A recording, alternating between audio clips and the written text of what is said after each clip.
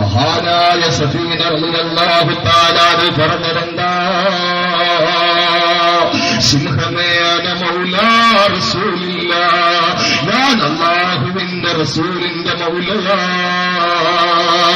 ഞാൻ അല്ലാഹുവിന്റെ റസൂലിന്റെ ഒരു ഇഷ്ടദാസനാ, ഞാൻ റസൂലിനെ സ്നേഹിക്കുന്നവനാ.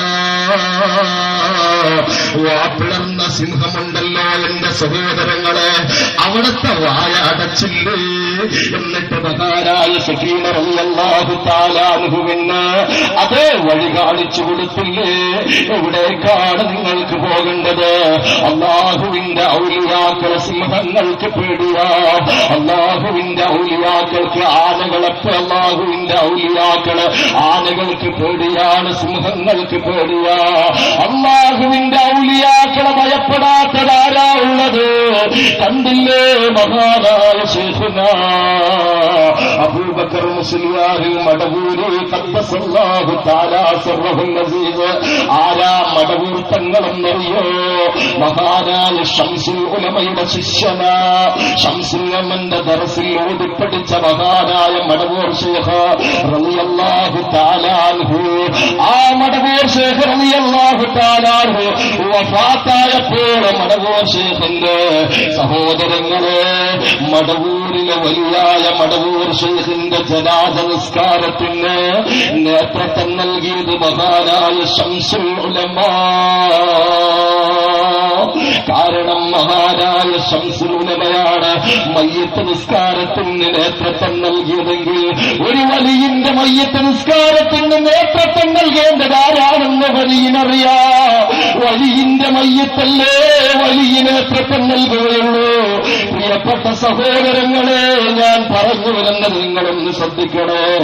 മഹാനായ മടവൂർ ശൈഖ് റളിയല്ലാഹു അൻഹു കാട്ടിലൂടെ സഞ്ചരിക്കുമ്പോഴാ തന്റെ മുമ്പിൽ ഇതാ ആന വരികയാണ്.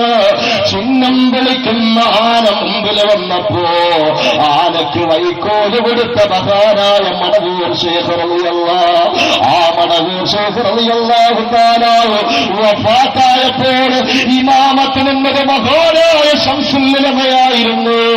എന്റെ പ്രിയപ്പെട്ട സഹോദരങ്ങളെ, പടച്ചവനെ പേടിയുണ്ടോ?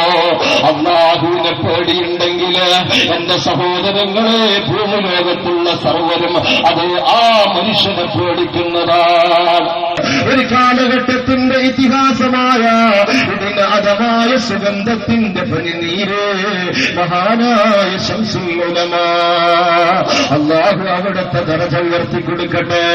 സഹോദരങ്ങളെ, ഒരു മനുഷ്യന്റെ ഉള്ളിന്റെ ഉള്ളറിയാറുള്ള കഴിവ് മഹാനായ ശംസുൽ ഉലമക്ക് കൊടുത്തത് കൊണ്ടാണ് സമസ്തയുടെ ട്രഷറായ മഹാനായ ജിഫ്രി മുത്തുക്കോയ തങ്ങളെ പറഞ്ഞത്. അത് വലിയ മാത്രമല്ല, മുറബ്ബിയായ ശൈഖാണ്.